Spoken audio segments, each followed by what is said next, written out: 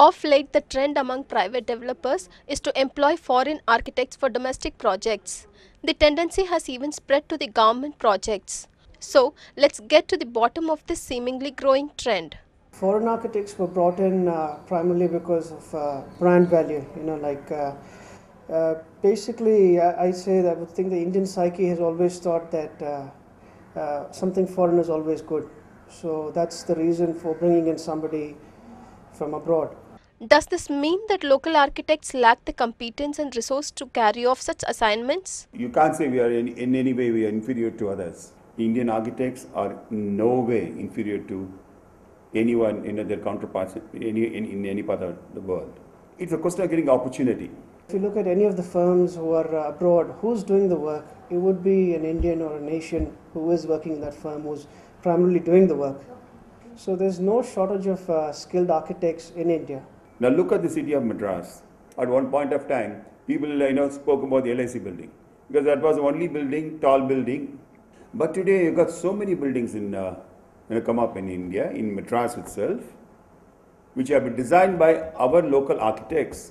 However, when we asked around, on the top of the mind recall of structures in terms of overall design, most of the Chennai seemed to recollect only the ancient structures. None of the recent structures made it to the list. This probably is testimony to the lack of appeal of the latest structures, despite the fact that they might have employed sophisticated technology and designed by contemporary thinkers. LIC only. LIC building. LIC building. LIC building. Because of the height. LIC building. அது விட்டா ரெண்டாவது corporation building. LIC அதுக்கு அடுத்தபடியா central station. Ribbon building. It's fully white and it resembles peace. There is an argument that the Indian School of Architecture is not provided with enough creative space to express themselves through their designs. Frustration is the delays, government delays, planning delays, and lack of coordination among the various team members. I've read that various other countries, they succeed because all the team members work together. But unfortunately here what I find is that everybody is working for their own goals, so they're not team players. In all, it's perhaps safe to conclude that roping in foreign architects is probably gimmickry resorted to by the developers to guard their brand image.